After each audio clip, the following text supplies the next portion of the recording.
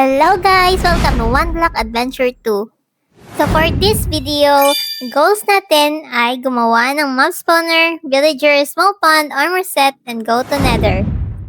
So ito, balik muna tayo sa pagkuha ng items sa one block. Oh no, clearing inventory in 9 seconds. So, dahil may chest na dito, ilalagay natin lahat ng ating gamit from the inventory to this chest. Yan, okay. In 3 seconds, so I'm wondering if kasali ba ito sa inventory na matawag? Oh, kasali nga. So ngayon, Electra lang yung naiwan. So let's go and find some stones here in our mining area. Kasi ang tagal doon sa ating one block. So dito na lang tayo maghanap. So, gi-open na ng furnace. Ano yung ato nakita? Bato. So, gisunong tatuliwat. Wala tayo iba niya stone. So, mag-mine ta.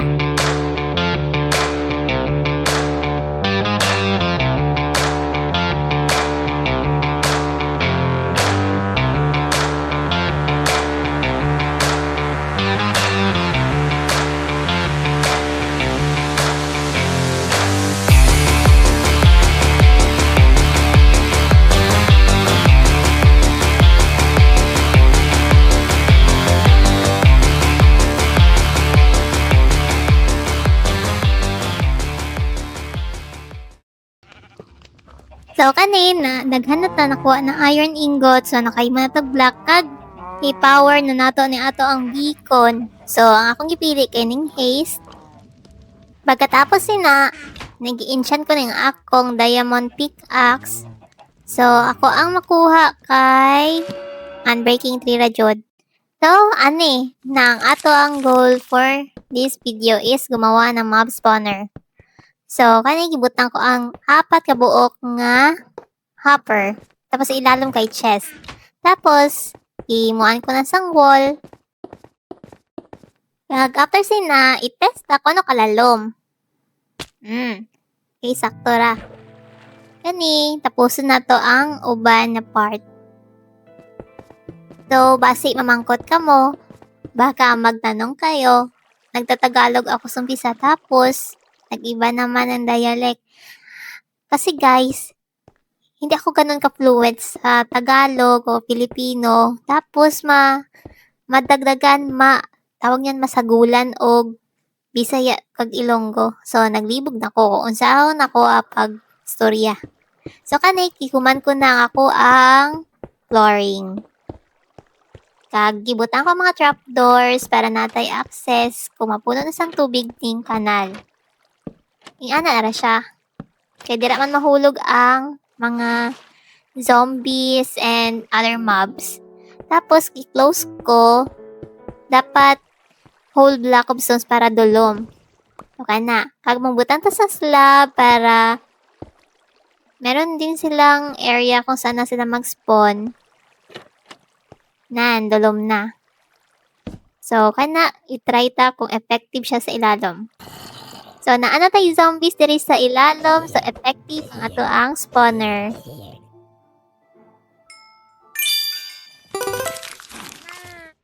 Kay human naman nato ang mob spawner. So, wait for the next day. Next day na, goal natin is magparami ng villagers doon sa ating area. So, pero sa hanay na good ni. Wala na ni pa sweet-sweet. Ikuha ko ning isa ka villager diri. Kaning, ano tawag, ani niya? Hindi ko na sure. Basta ka lang kahatag og arrows.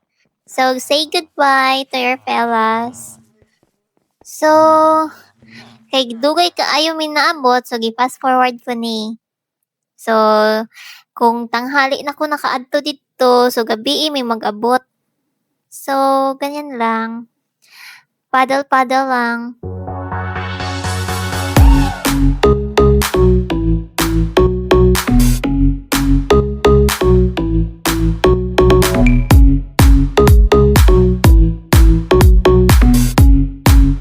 Siyempre, di na to pwede nga siya lang isa. Paano na to padamuon? So, magkuha tayo isa pa. So, guys, may araman ta sang trivia, subong. Ani siya, gipangutana ko na lang sa AI. So, yung mga Minecraft villagers natin ay mga massive mobs na naga-live sa mga villages. So, karon kani kay isa ra man ilang village. So, dira lang sila. So, kani siya may sila na sila mga unique appearances and clothing based sa ilahang biome and can trade with players using emeralds. So, they are known for their distinctive sounds na huh? And can open wooden doors but not iron ones, and can even see players na kahit invisible. So if they are struck by lightning, magiging witch sila. So guys, naabot na jud mi na nakoy duha ka villagers. So himuan nato sila og balay. Ani simple lang nga balay kay ako ang balay mismo hindi man naka-nindot, wala gani ka aesthetic kanila ha. Simple ra pod jud. Ana ra. So, nagkuanay ko sang sans para sa ilahang glass panes. Nan. So, kompletohon ta atong ilahang windows. Magbutang sa ilang bed. At palayain na sila. And welcome to your new home. So, natulog sa mi. Tapos, bago sila something. So, tagaan ta sa sang pagkaon. Parang daghang energy. So, habang meron silang ginagawa dyan, so, meron na naman tayong another trivia. So, meron daw 13 na professions itong mga villagers natin. So, isa doon is yung unemployed villagers o yung mga naghanap pa ng trabaho. Meron din tayong nitwit, yung wala talagang balak na magtrabaho. Meron tayong farmers, fishermen, fletchers, leader workers, butchers, clerics, librarian, armorers, weaponsmiths, toolsmiths, and stonemasons. Tayo naman is nagawa tayo ng another farm. Kasi gusto ko guys, may villager ako na farmer. So, tanim tayo ng wheat and trees. Para dumami rin yung ating woods. So, ito na ang aking farmer. So, yung nadala ko ng villager na isa is nag-change career. So, fast forward, meron na tayong approximately 5 villagers. So, meron na tayong teacher, meron na tayong librarian, meron na tayong cleric, and meron tayong 2 farmers sa labas. Goal achieved! Magparami ng villagers. So, fast forward, gilipat ko na to ng gamit diri sa ako mga villagers. So, naa diri ilahang fletching tables, naa po diri ang para sa akong cleric, and library para sa akong librarian. So, kana iyahang ma-offer sa kuha. So, makita ko dito sa mining area. So, kana pwede ko ni kwaon sa ako ang librarian. Emeralds. So, that's it. So, dali guys, magkuha ta sang XP sa ato ang map spawner. So, effective talaga siya.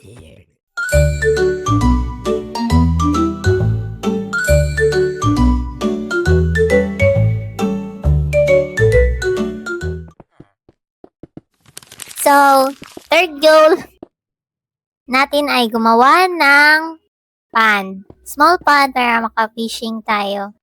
So, ito nilalagay ko yung mga walls for my small pond. Yan. And lipat sa kabila and another wall. Yan. So, medyo matagalan siya gawin kasi wala tayong floating in air. So, dito, careful lang tayo, baka mahulog. Medyo hindi pa naman ako expert gumamit ng Electra. So, hindi naman siguro tayo mamahulog kasi may water naman. And last one, before tayo gumawa ng flooring. Okay, yan. Close na siya. Why? Di na ko mali. Wala na. So, ganito na nangyari. So, nahulog ako kasi hindi ako marunong gumamit ng Electra. So, wala nang laman ng aking inventory. So, karon mangita na naman ta sa XP dahil sa to ang mob spawner. Kay bago zero man ta. So, nakuha ko liwat sang saan, kaya ako talang saan nahulog man. Kagi, siyempre, patuloy pa rin sa buhay. Gagawin pa rin natin yung ating pan. So, kay nahulog man tanang kong stones, magbalik nag-harvest diri. So, introduce ko sa inyo ha guys, ako ang mga nabuhat. Diri ang ako ang village, diri ang farm, kag diri naman ang ako ang place. So, aniha tanan, halin sa isa lang ka block kag island so na-explore ta.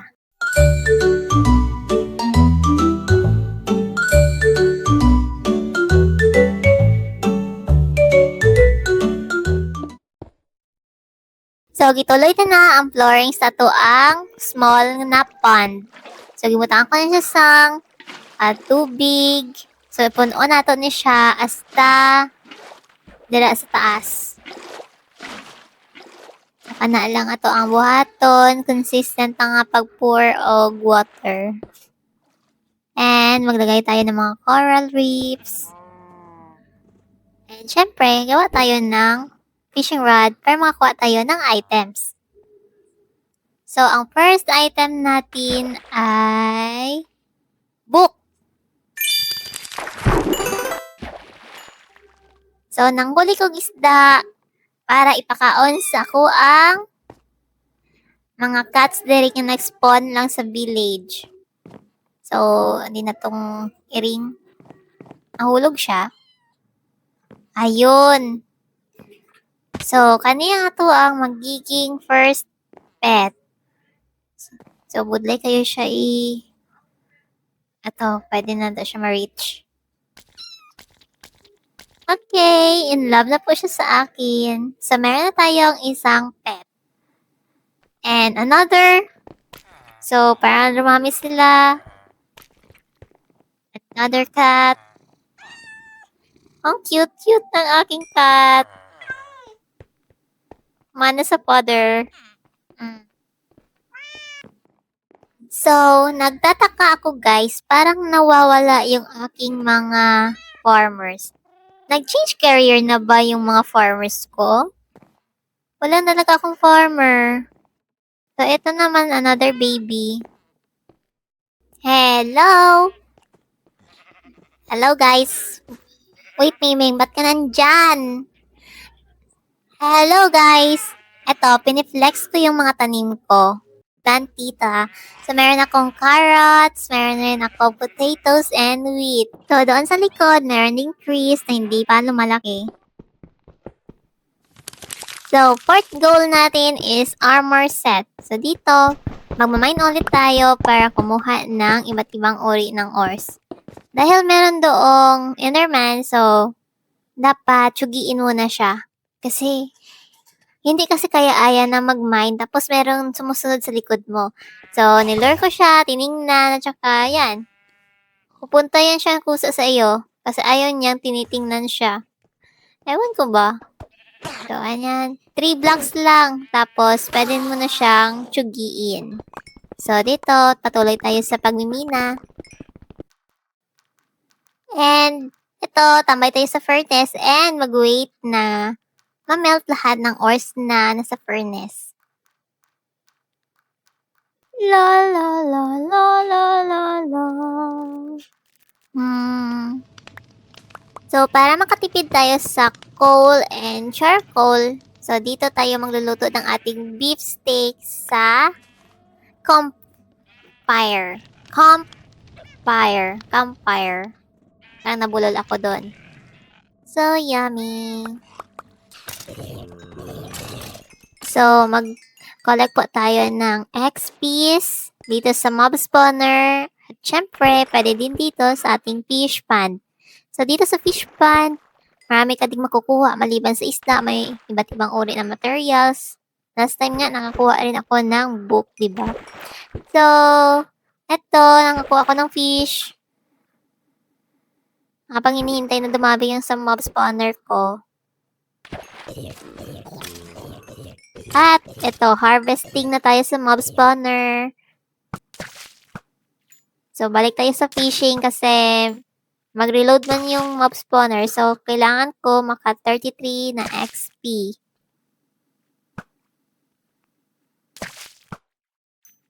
So, totoo pala talaga pag ganito yung hobby mo, yung like fishing, kailangan mo na mataas ang pasensya. Siyempre, hindi naman agad-agad kakainin yung bitag mo o yung bait. So, ayan, maghihintay. Then, pag may blue, yan yung cue na may kakain sa bitag. So, done. So, mag-i-enchant na ako ng aking helmet. So,